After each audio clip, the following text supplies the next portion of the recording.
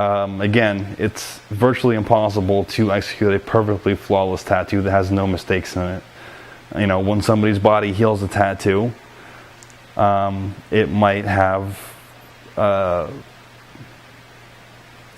be able to heal it perfectly in one area as opposed to another area that takes slightly longer to heal, which is going to cause inconsistencies in your color transitioning, your hues, your shading, your line work might have slight deviations in it just because of the person's body and how it healed, which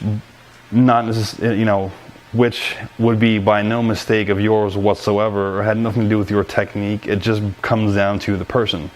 So that's another big factor you have to keep in mind, is that there are certain aspects of tattooing that you will have no control over, regardless of how well or established of an artist you become or you are. It doesn't really matter. So trying to focus on creating an absolutely perfect, flawless tattoo is the wrong way to go about it. You're trying to master becoming comfortable working on somebody's skin and getting to the point where skin becomes your canvas, becomes your median, and that's what you are most comfortable with. And then once that occurs and you get to that point, everything else just kind of falls in place. You'll start to learn your techniques, and tattooing will become second nature. It'll become instinctive, how you use your machines, how comfortable you are working with people regardless of who they are. All those little things will, like I said, just fall into place once you get to the point where you are completely comfortable and 100% content working with skin as your primary medium. And again, I keep reiterating this, but it all comes down to practice. It's longevity. The more pieces you do, the more people you work with, the more chances you have to try out different things and new techniques and work on new people and different types of skin.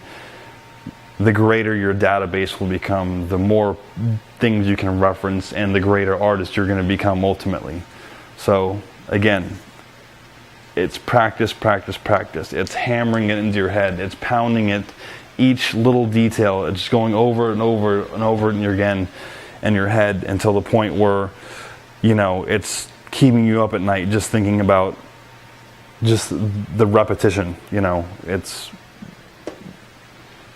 pulling nice clean lines. It's keeping your hands steady. It's working out all those little things that make you uncomfortable. It's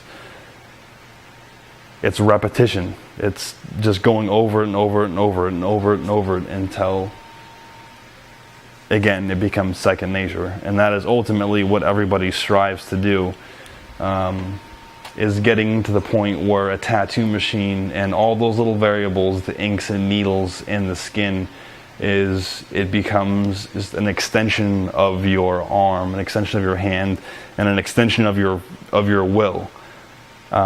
You will eventually get to the point where you don't necessarily have to plan ahead. You don't need a reference. You don't have to think, days, hours, whatever, multiple drawings in advance in order to pull off a tattoo.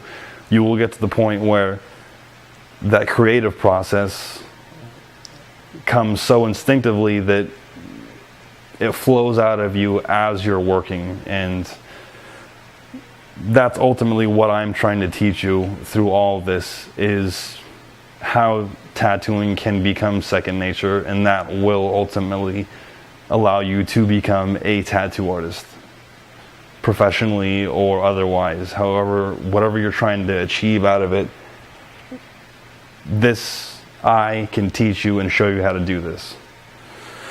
So anyway, that being said, as you can see, what I'm doing here again is just breaking down this second pass with my gray shading. I have a little bit to go left on that, and then just one quick final pass with my very, very light broken down black and gray, and then we'll be moving on to the color piece.